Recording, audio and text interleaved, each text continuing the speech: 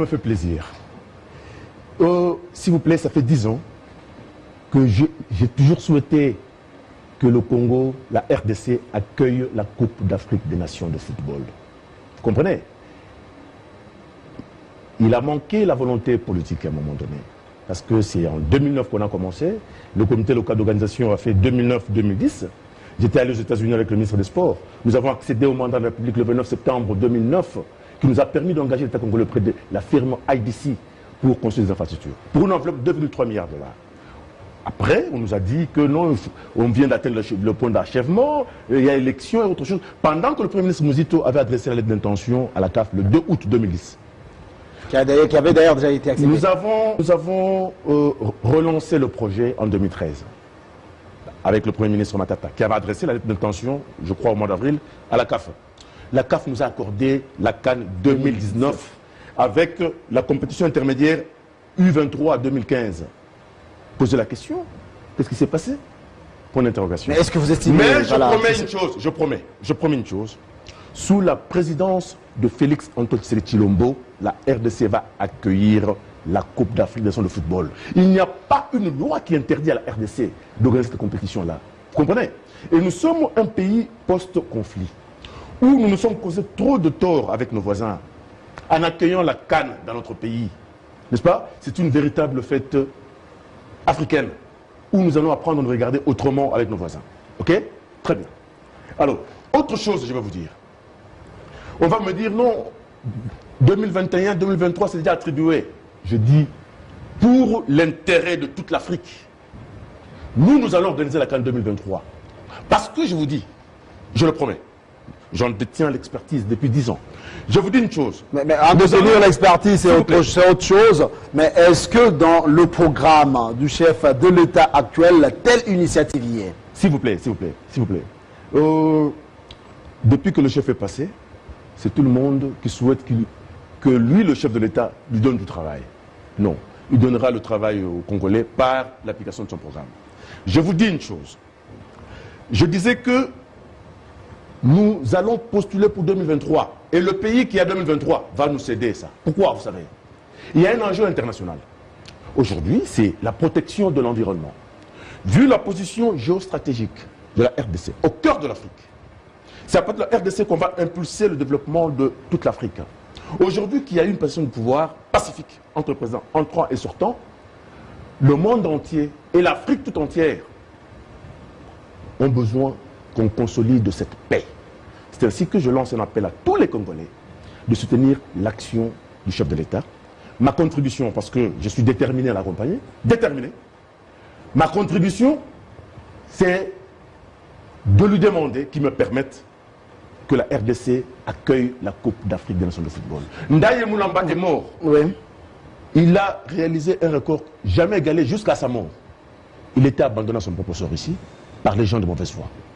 De toutes les façons, on évolue parce que le programme du président Tshisekedi est aussi très prompt pour la population congolaise. Mais à chaque fois, à chaque sortie de Tshisekedi, il y a toujours un slogan. Papa Lobaki, le peuple d'abord. Tout à fait. Tout à fait. Et ça me fait plaisir. Ça me fait plaisir. Est-ce que vous n'estimez pas que cette pression que la population est en train de mettre sur le président puisse le dévier d'une certaine manière dans l'orientation des affaires politiques? Ce n'est pas une pression, c'est la mobilisation. Le peuple s'est mobilisé autour du chef. Ok? Pour l'aider à l'amener à son vrai destin. Vous comprenez? Je vous dis ceci. Soyez patients. Soyez patients. 100 jours, c'est pas long. Je vous dis une chose. Si aujourd'hui les gens de Livoulou, Ngaba et tout ça voient leur route réhabilitée et qui peuvent quitter chez eux et arriver à leur lieu d'activité tranquillement, vous pensez que c'est mauvais? C'est ça, n'est-ce pas, les aspirations du peuple. Comprenez? Quand on arrange Bokassa ici, pour que les gens arrivent paisiblement au marché central, c'est mauvais? C'est ça les aspirations du peuple. C'est un travail qui avait déjà été commencé avec l'ancien chef de l'État et qu'aujourd'hui, on ne fait que poursuivre. Excusez-moi. Je ne veux pas trop commenter là-dessus. Vous avez vu comment la ville de Kinshasa était pleine d'immondices partout, les routes abandonnées. Est-ce que la route de Cabinda est praticable. Bokasala et université. J'ai même entendu, excusez-moi, la population, on parlait du boulot Manzengele, c'est quoi et tout. Ça amuse les gens à dire des choses comme ça. Non, mais non, mettons-nous au travail. On n'a pas de temps à perdre. Voilà. Qu'est-ce qu'il faudrait au président Félix Tshisekedi pour sauver le social du peuple congolais? Qu'est-ce que vous appelez le social? Le programme des 100 jours, c'est un programme qui répond aux besoins sociaux de base. Il y a un impact direct sur le social. Vous comprenez? Sincèrement. Les Congolais ne savent pas discerner l'essentiel de l'accessoire. Vous comprenez? L'essentiel, c'est la vie du Congolais. C'est le premier droit inhérent à la personne humaine, le droit à la vie. Sincèrement. Et je crois que de là où nous venons, où on a vu des Congolais mourir comme bêtes, aujourd'hui, si nous ne comprenons pas que nous devons accompagner le président Félix, nous sommes en train de nous tromper d'idéal. Je vais vous dire une chose. Devant les questions d'État, il faut savoir les aborder avec l'âme d'État plutôt qu'avec l'état d'âme. Âme d'État, c'est quoi? C'est la raison, c'est la rationalité. État d'âme, c'est la passion, c'est l'émotion. Je vous donne quelques illustrations d'âme d'État. La France, qui avait perdu plus de 2 500 000 de ses frères et sœurs, ok, face à l'Allemagne, au lendemain de la guerre, la France avait d'autres priorités que de pleurer ses morts. C'est longtemps après qu'ils ont poursuivi les nazis. La France s'est lancée dans la guerre énergétique, a réformé son armée, et voilà, c'était l'essentiel. Le Japon qui était détruit par l'Amérique, avec la bombe Hiroshima, dont l'uranium provenait du Congo. Le Japon, pour son développement, est resté à côté de l'Amérique. Aujourd'hui, le Japon est développé, il se ressort mutuellement avec l'Amérique. L'exemple le plus probant en Afrique ici, c'est l'exemple d'Afrique du Sud, où Mandela, qui a vécu les affres de l'apartheid dans sa peau, les massacres de Soweto sous son nez, personne ne pouvait croire qu'au lendemain de sa prise de pouvoir, il allait demander aux Sud-Africains de ranger leurs couteaux pour composer avec ses bourreaux. N'est-ce pas? Et ça marche en Afrique du Sud. Ça n'a pas empêché l'ANC d'accéder au pouvoir. Il y a eu Mandela, il y a eu Mbeki, il y a eu Zuma, aujourd'hui Ramaphosa. Maintenant, état d'âme chez nous. Lumumba nationaliste. N'est-ce pas? Il disait la vérité, hein, à la fête de l'indépendance, là. Est-ce qu'il avait eu raison de le dire en ce moment-là? Pouvez-vous me dire s'il y avait un des ancêtres congolais qui était présent à la conférence de Berlin quand on a tracé les frontières du Congo? Nous devons nous réjouir aujourd'hui d'avoir ce Congo, n'est-ce pas? Que nous avons hérité avec les frontières que le Congo a aujourd'hui. Et je vous dis une chose, mettons-nous au travail. Je suis très heureux. Je dis ceci, je suis disponible que mon chef m'utilise là où il estimera que je peux lui être utile. Mais je ne me bats pas pour chercher de l'emploi. Mais moi, je promets la canne à la RDC, n'est-ce pas?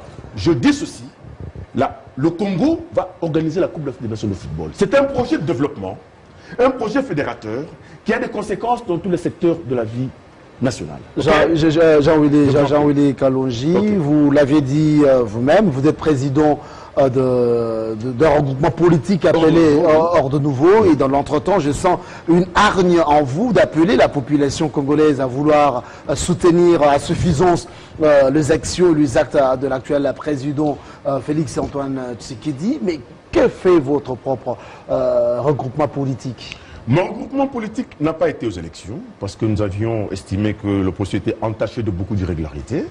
Mais aujourd'hui, nous sommes contents de l'arrivée au pouvoir de Félix Tshisekedi parce que nous avions soutenu ce combat-là. Vous comprenez? Les gens croient que c'est un cadeau. Non. Non.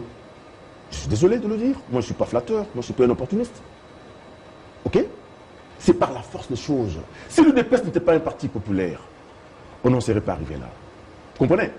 Rappelez-vous qu'on a tenté de réviser la Constitution ici, on a tenté de monter des recensements. Quel sera l'apport, M. Kalonji, de l'ordre national, de l'ordre nouveau dans l'accompagnement du programme de 100 jours de M. Félix? Mais vous me faites répéter ce que j'ai dit. Mon apport, c'est l'organisation de la Coupe d'Afrique des Nations de football qui est contre ça. Dites-moi que le chef est contre ça. Moi, j'offre la Coupe d'Afrique des Nations de football au peuple congolais. Je vous informe ça et je vous dis ceci. C'est ma contribution pour accompagner le chef. Ok. C'est votre contribution pour appeler, accompagner le chef.